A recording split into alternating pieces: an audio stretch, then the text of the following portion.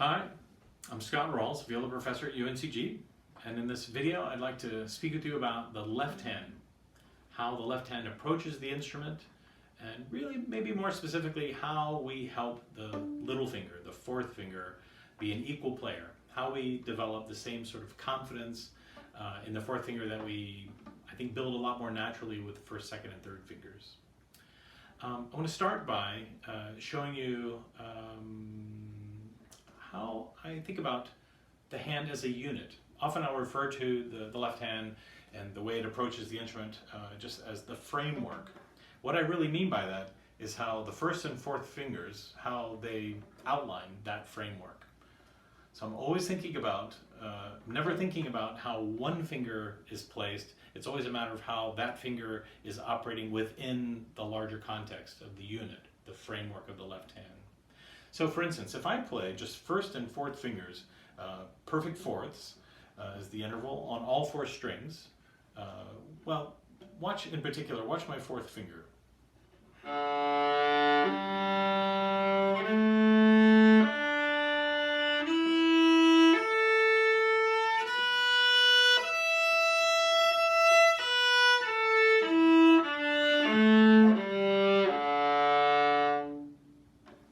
All right, hopefully what you notice is that there's a lot of economy, a lot of efficiency with how the fourth finger hovers over where it is about to be used, where it was just used, where it's about to be used.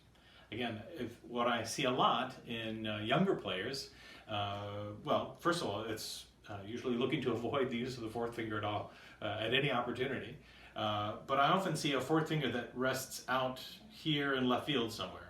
So when it's placed, it has to come such a great distance, relatively speaking, to be used. So is it impossible to play in tune by doing that or while doing that? No, but it certainly puts a lot more at risk to chance. So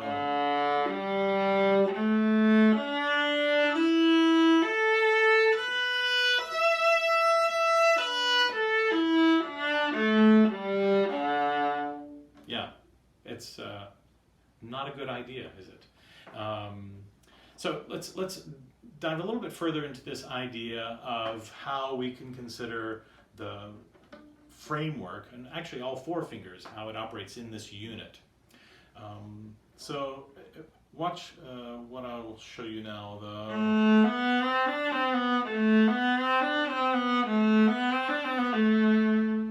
It's very subtle, but what I'm doing is actually, I use this idea of, say, a fulcrum, an imaginary fulcrum, you know, like the center of a teeter-totter. You know, it sits on the bar, and of course the teeter-totter goes either direction. I love that idea because it really, I think the application and the way the left hand operates here is that there's this shift in balance. So the hand is always balanced to the sounding note. You know what, the reality is the first finger, the second finger, maybe even the third finger doesn't really need that, but the fourth finger really does. And if we develop the sense of flexibility and, let's say, a breathing quality almost in the left hand and the way it's used, oh my goodness, there's so much that can be gained through that. And it also gets away from this idea, and again, it's not something folks define for themselves, but just the way a lot of people learn to use their left hand to play. It's like the first finger is almost this anchor. It's really such a dominant placement, and that all other fingers are just sort of placed above the first finger. Again, the second and third fingers are long enough, strong enough fingers.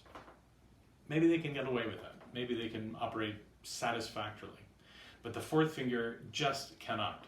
So I'm going to show you an example of what I see often in developing players.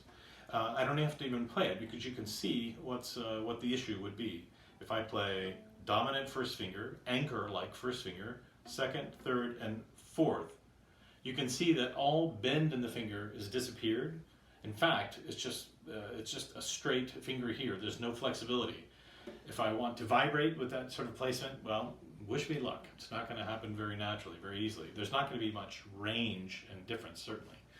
But if I think about the framework, again, how there's a balance between first and fourth finger, then again, this idea of this shifting balance is a very, very subtle one. but I think it's a very, very worthwhile something to invest some time in your practice. So. In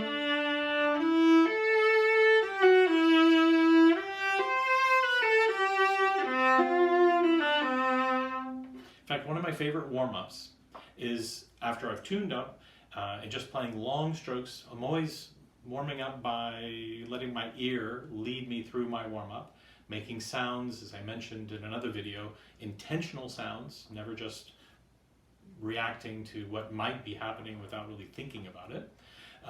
But I often just play first and fourth fingers, that interval, 2.5 steps, a perfect fourth in different positions, sometimes starting from the first finger, sometimes starting with the fourth.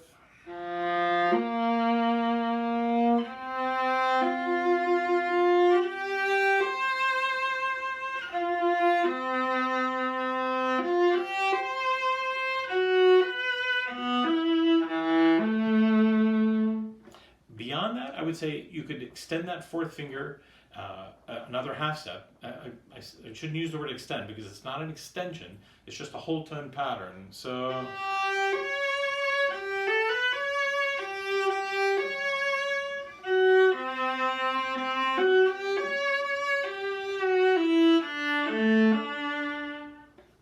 It's a very, very easy way to kind of get the hand prepared for all the things that you're going to ask it to do in your rehearsal that's just ahead, or the practice session you're about to start. It's a terrific way just to make sure the fourth finger side of the hand is always being developed, always being asked, being able to call on it the same way you do all the other fingers, and not just as a last resort. Yeah. All right. With that, I will leave it to your practice, and enjoy.